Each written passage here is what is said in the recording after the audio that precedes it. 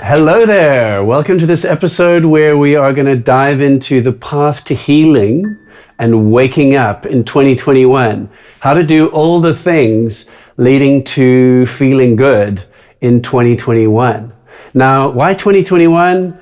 Because I think things are evolving, things are changing, we're understanding new things, and I hate this term, but there's probably a kind of a really blunt cutting edge to this that is worth looking at and paying attention. If nothing else, I'm going to put out a big, fat, hairy opinion here, and you can decide if you think what I'm saying is interesting or true, or maybe you've got some other input to share about what it looks like to wake up, heal, and help with cleaning up in 2021 while having a good time. So this applies to both oneself as a human being, but also to one's voice. So I'm going to kind of make it about both. So before I go any further, I would love to ask you to, if you're watching this on YouTube, to click subscribe and definitely make sure you comment. Let me know that you watched the video. Let's not just do some passive consumption. Let's have a conversation about this. Okay, so the path to healing and waking up in 2021. So here are the things. Why bother doing this? Why is this interesting at all? And I'm going to say some people watching this already feel consistently really good. Maybe that's you. And so there's no point. And if that is you, I say, amen, sister or brother, keep doing what you're doing. And for the rest of us in the sandpit, we actually, maybe we want more, or we're dealing with shit. Or we're an adventurer and we're just called to keep evolving. I'm going to say that a huge component of this is that motivates this being is that it feels good. There's some inner compulsion to heal, evolve, wake up, contribute, keep growing. And I think it's an incredible adventure and highly worthwhile.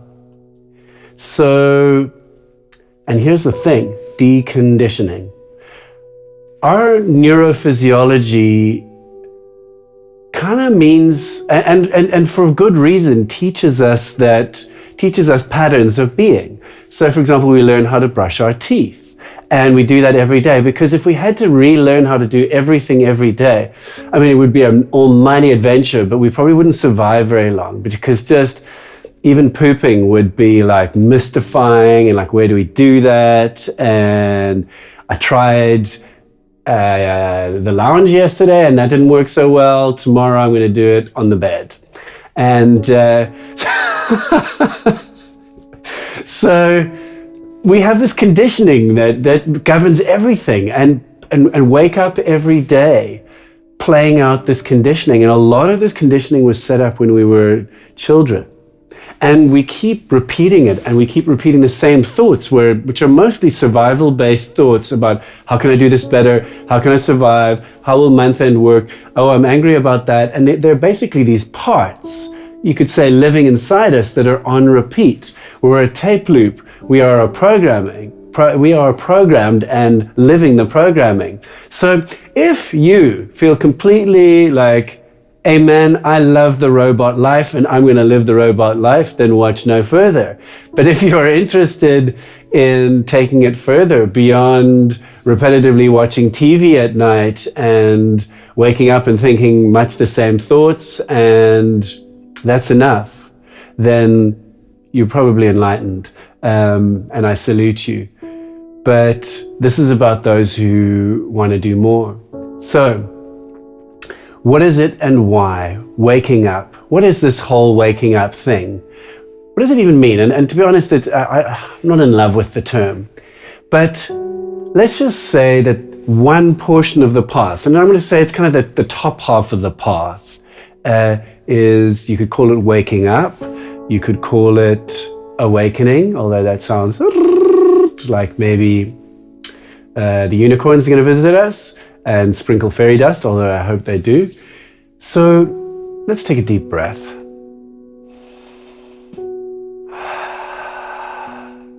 So, waking up or awakening, what is it?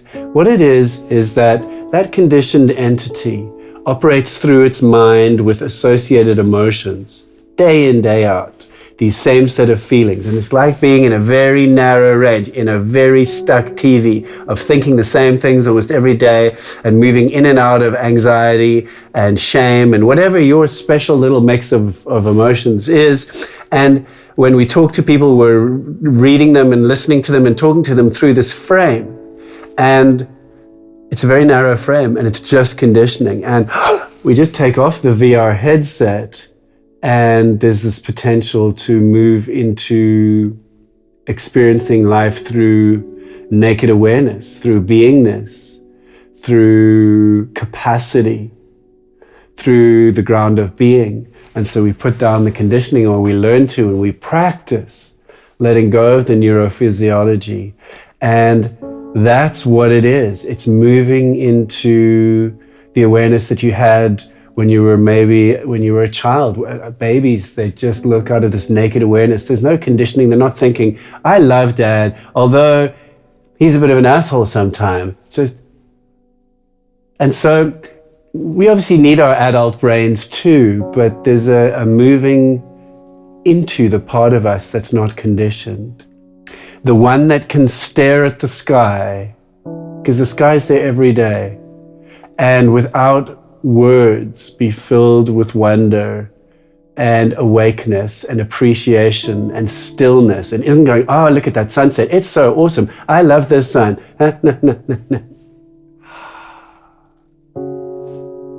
And this huge joy of being in moving into naked awareness, into moving out of the narrative mind. The narrative mind is like living in black and white. In presence, all the colors dial up, and potentially everything has heart or something really subtly joyful. Okay, and how do we do that? Well, so awakening practices, meditation, super important. Direct path approaches like taught by Locke Kelly and many other wonderful teachers, and are short, concentrated ways of getting there. Many other techniques help with it, like breath work, and psychedelics can, although it's not my jam. Meditation, glimpse work. So glimpse exercises or short practices for waking up and remembering, you could call it, that you are here. Bam, and then here we are, awake-ish. So there's lots more about how. Drop a comment if you want to know more roots, but check out the work of Locke Kelly, for example, and any of your favorite meditation teachers are also, it's all important, it's all awesome. So I'm also going to say just too much of just awakening only, and or too much of this top half of the body, and we can become very ungrounded, not really here, really struggle with boundaries, struggle with money, even just struggle with dealing with life. And frequently will be taken downtown by the trauma and real emotions that are actually sitting in our body. So in other words, everything is awesome, and I'm living in the infinite, and it is just so great. It doesn't really work. It's not sustainable without meeting the bottom half of the body. So let's just go there. Healing, trauma, the body, somatic experiencing. What is this? Why bother? So just like the top half, this is an essential component. The what is to deal with your shit. So you could say at a level, all of our conditioning also sits in the body. It sits in our nervous system. It sits in our fascia. It sits in the tissues of the body. Painful experiences and conditioning that we experienced as a child. And this is where our trauma, those of us who've got serious trauma, lives there. But our cultural trauma lives there. Our intergenerational trauma inherited from your family lives there. vicarious trauma lives there. You know, when you close up like a sea anemone as you read things on the news, there's a level at which we are all culturally traumatized. Otherwise, we'd be in joy. There's a whole lot of fear and conditioning sitting in our neurophysiology and deep in our body. So why do we deal with this? Because it's there, and because we're living this human life. And so getting into the body, and how you might do that is techniques like TRE and tapping and a host of other techniques like somatic experiencing. It helps to do things like going for walks and being in nature. That really helps, but that's not necessarily going to de-traumatize us. So, and really help us release deep, deep blocks. There are many, many techniques, but it's, from my point of view, it's essential that we deal with what's in the body. I'm going to say that some kind of therapeutic process helps to unwind the conditioned being between this upper half and the bottom half. So you might do psychotherapy at a time, or psychotherapy with a woo-woo kind of bent to it, or something that involves parts work, or whatever's your jam, but also something that's maybe mindful or spiritually connected. I'm going to say, just like with the top half being too much, you can be too much in the wound and in the body, and constantly focused downwards, and you can become heavy as a stone that drops in the water and just keeps going and relentlessly focused on how much it maybe hurts, or and so on. So, you know, on one hand, there are many people who will talk about, damn, just stop the spiritual bypass and emotional bypassing, which is bypassing your shit. And I'm really with that. But there's also a point at which we can spend too much time in it. And just getting a little bit of lightness in the mix is really, really healthy. Not taking it too seriously and realizing we're here for such a short time.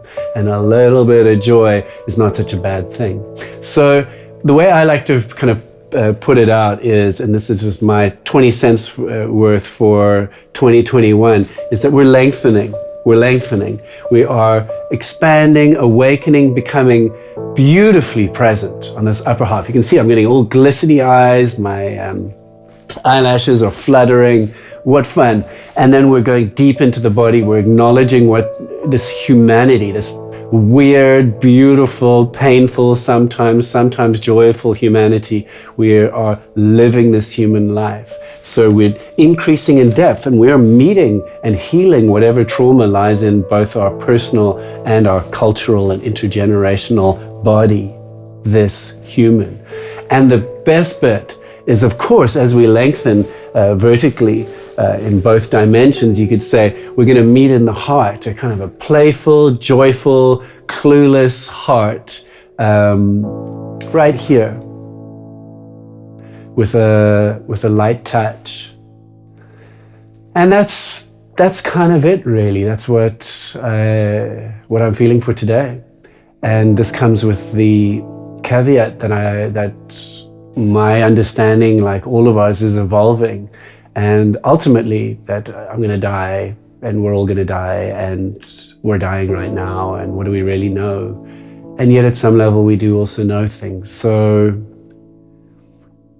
you know, while I'm putting this out with a lot of confidence and a bit of joy, and it's also with just an understanding that I really do know. I know I don't know everything or much, and that's okay. And it's okay to speak on the internet not knowing. And at the end of it all, may we, through all of this, live a joyful life, but a human life. May we help others and really contribute to the world positively, because it feels good, and we're just kind of part of cleaning up. And may we have fun, may there be joy, and may we love each other.